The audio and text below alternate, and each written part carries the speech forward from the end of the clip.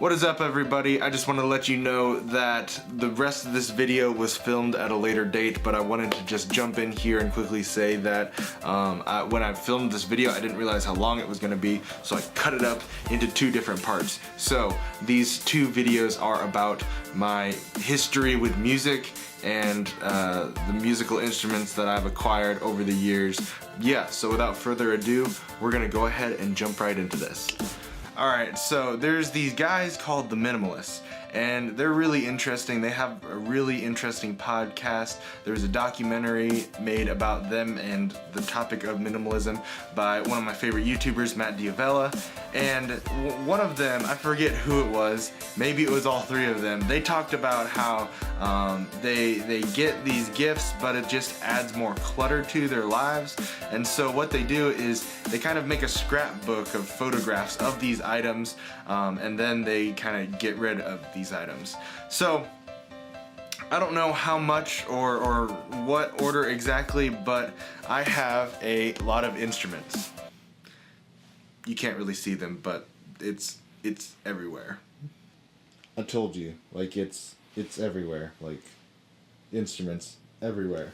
So for those of you who have been following me for a while, you know that music is a big part of my life. I first started music in, like, you know, kids choir at the church. I didn't really like it. I took piano for a while, and eventually, like, I grew bored of it. But I will say that I think piano is one of the best instruments ever, and as far as like learning music, I think every musician should learn piano because it's just such a foundational instrument to the world of music. So very grateful for my background in piano. I was in band for 7 years and 2 trimesters. Yeah, my band director was not happy about that. And then I didn't really do much with music at all, but I would actually watch a whole bunch of YouTube videos, shocker, and what I would watch a lot would be acoustic covers. And so for a while I was always like, you know, like I would love to be able to do that, but I have some issues with that. I tried to learn guitar once.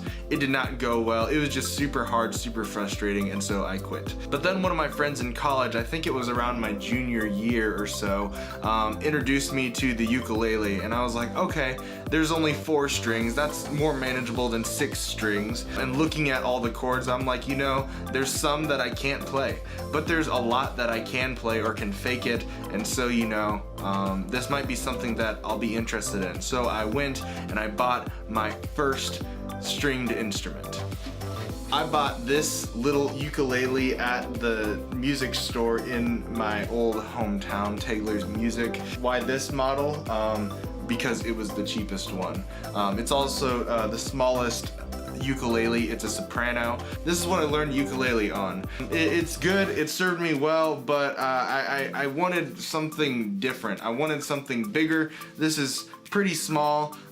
It makes me look like a freaking giant, and I wanted something with a little bit bigger of a noise. So then my second stringed instrument was this baritone ukulele. I bought it off Guitar Center. I think it was my birthday present. I enjoyed this instrument. I tried restringing it differently than a normal baritone ukulele so it would match the soprano, and the strings kept breaking. So I probably spent more money on strings than I did on this actual instrument. I enjoy this instrument. I appreciate it. I enjoy the different tone that it gives than any of the other ukuleles, so I think baritone ukulele is an underrated instrument.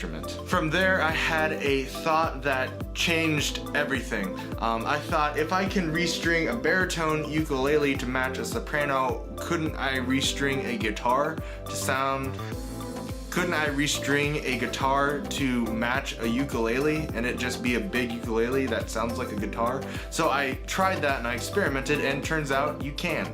I don't have it anymore. I think my brother has it, but I got one of my dad's acoustic guitars. He lent it to me, so I used that for a while.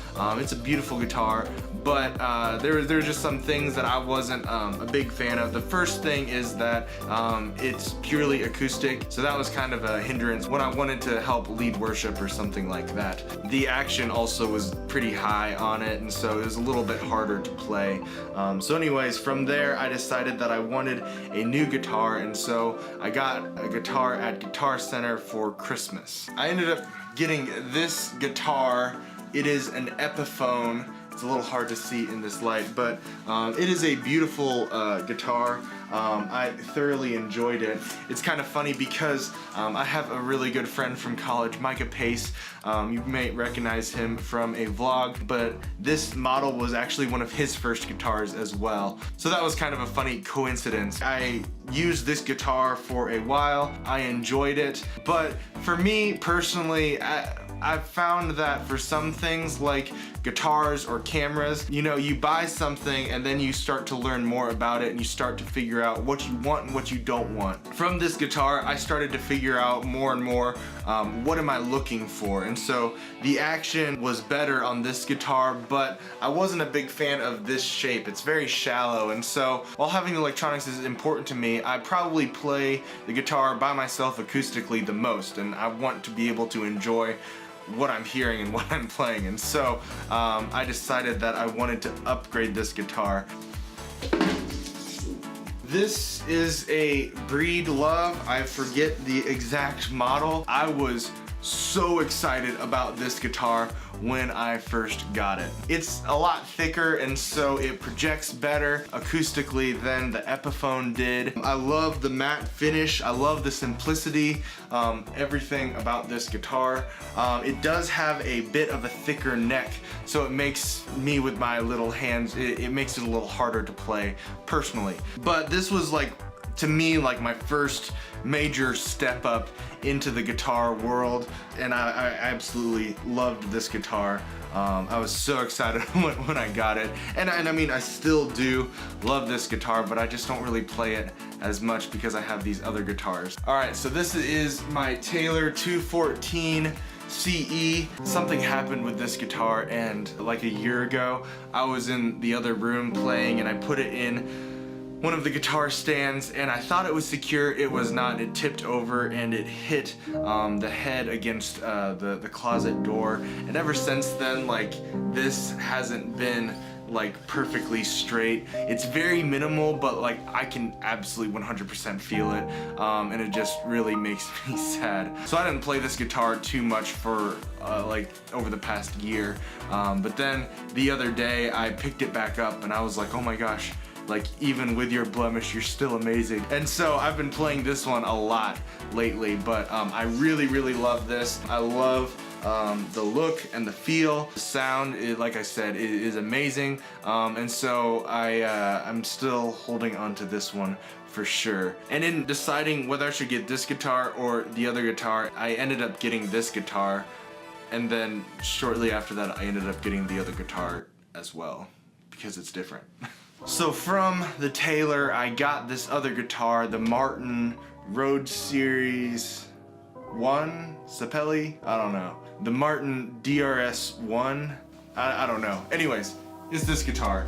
It is absolutely beautiful. I love the color. It's also weird because like all the guitars have like distinct smells, or at least the ones that have like real wood, and so the Breed Love smells great. I think it's made of cedar. The Taylor smells good. It's made up of a number of different woods.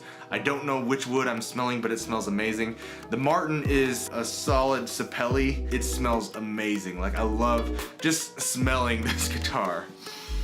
Oh my gosh. You need to go to Guitar Center and just smell guitars. Like, you're welcome. This is actually like probably my favorite guitar. Like, if I had to get rid of all of them, I'd be very sad, but like if I kept one, like it would be this one. The sound is great, the action is amazing. So I got this, and then I was like, all right, you need to stop buying instruments. Like, you're spending way too much money on instruments. Just stop.